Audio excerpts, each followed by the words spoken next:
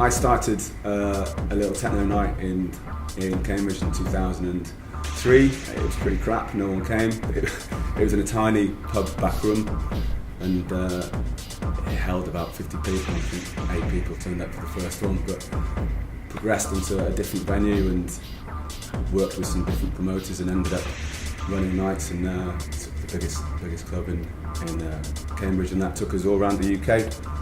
I started a night called Gaff Party with my mates in like 2008. We were going to, it was in a venue called The Hub.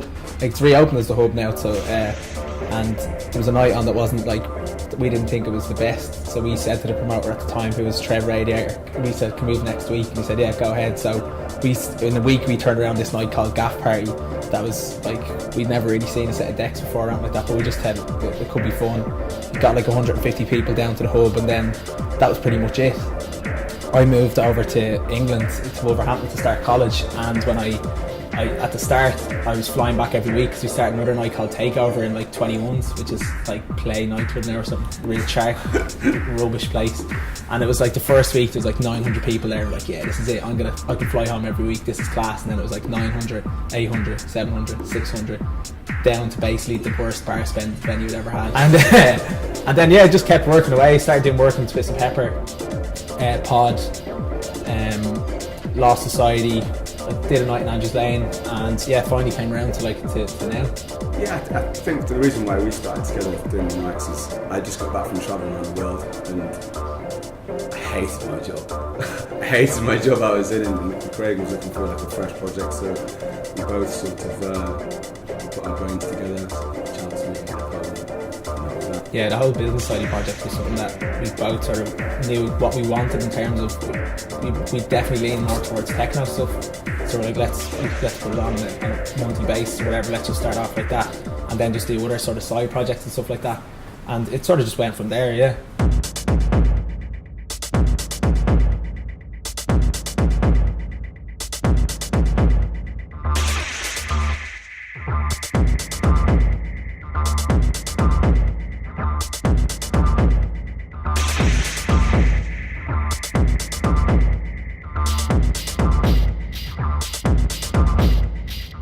We were doing like something out in IADT, like just for like a Freshers Week sort of thing, and I got a phone call from Leo, who was the old manager of Law Society that I do Wednesdays in Law Society, and then he said, are you around for a meeting with these guys? And I was like, these guys look after the Savoy Court. I was like, okay, cool. And I thought it was just about us doing gigs down there.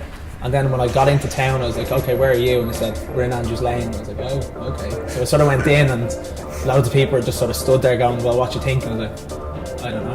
Like, we'd done a couple of nights in Andrews Lane during the summer, a night called Muscle, and the venue has so much potential, but it was just neglected. We were just asked about getting involved in what we thought of the project, and we just said from the start that we'd love the chance. And credit to the owners and the people that they basically just gave us free rein, you know, in terms of creativity, acts, what direction we wanted to go, social media, branding, all that sort of stuff. So yeah, I think we found out about it at the end of September.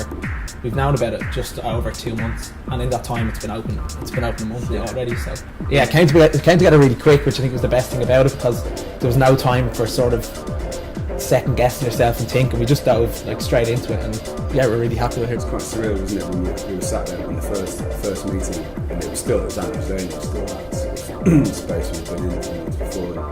So right, so 3.5 weeks, this is going to be Hangar, and it was still Andrews Lane. So the whole process of against the blocks. Ultimately, it was still a fantastic space. Yeah. It's like that. The warehouse. It was always going to keep that. That was the main selling point for it, was the warehouse. So it just needed neatening up and a bit of love given to it, because previous owners had just got it from the other previous owners and just opened the doors again and expected it to something different. Yeah. So it took a nice collaboration of people's enthusiasm to bring it together. We had an idea, and the owners had an idea from the start, and we sort of just, it wasn't even meeting in the middle, it was just sort of saying what we thought would work. And we were working with the OSIM guys that do like all our designs for all our other projects, and they were like, they came up with the logo. We came up with the name and the identity and what we thought it should be.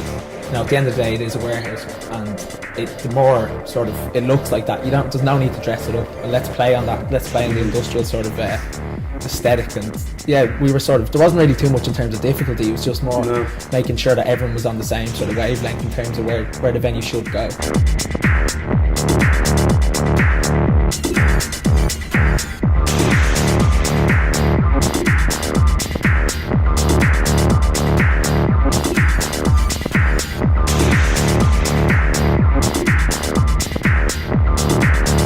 In terms of winning people over, I don't think we really had to do that much, because I'd say 95% of people have never been through the doors for our crowd anyway, so it was fairly easy in that regard. The thing that we knew is that if we get like our favourite DJs in Dublin in and we get the right people talking about it, it's irrelevant to what it was before. It's just what it is now.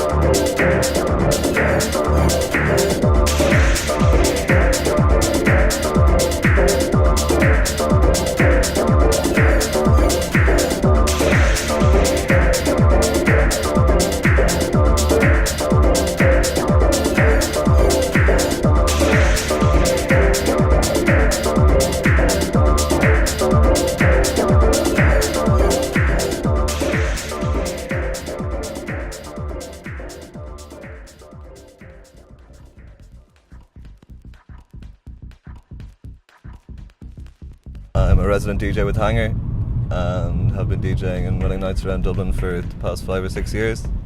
I'm one half of Not Saying Boo, and I'm also at the moment running and DJing for Sim Simma. I first got to know Craig and Sam a couple of years ago at the club night Trainwreck in Tripod.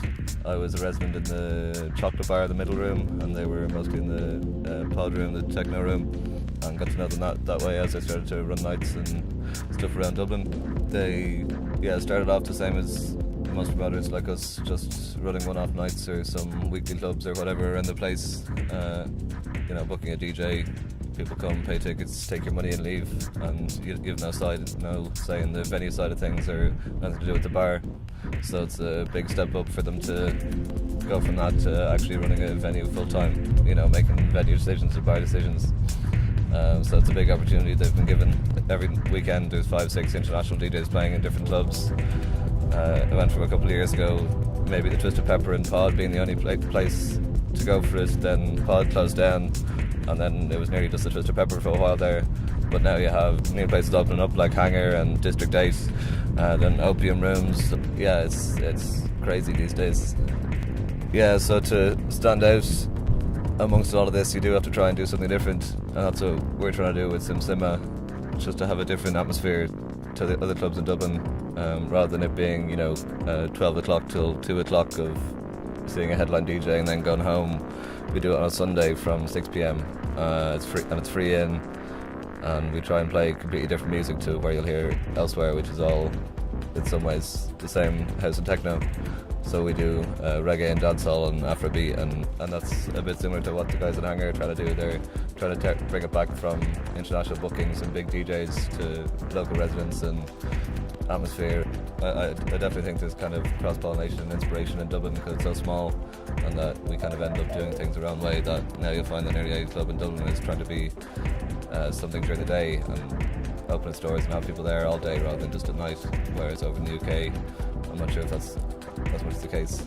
So you had the Burn Shaw and Twisted Pepper and Button Factory and all these places having coffee shops and clubs. So I think it makes sense for Hangar to go the same route. So at the moment, I think Hangar kind of fits in somewhere between the big and the small clubs. I think it does have a place, even though there is still at the moment. So you have, say, the biggest will be maybe District 8, which is another new venture by some young guys. They've taken over the Tivoli and are doing huge nights. I think it's once a month maybe. and it typically hasn't been used for years, so it is a big deal to have that now open with 2,000 people in it. And then you have that, and then there's the Opium Rooms, which is another big venue. Again, that's weekly, Friday, Saturday, international house and techno. And yeah, that's about 1,000 people or so. But I think the thing about Hangar is that it's big, it's a proper venue, rather than a little BYOB warehouse space where there's no toilets and no crap bar. It's, you know, it's a real venue, and there's lots of space to dance. And yeah, new Function One sound system got in, and I think they're trying to focus on building a kind of community with residents and locals. And I think that's something other clubs aren't really doing, because the last couple of years it's just gone so directly to booking a DJ and not being the night.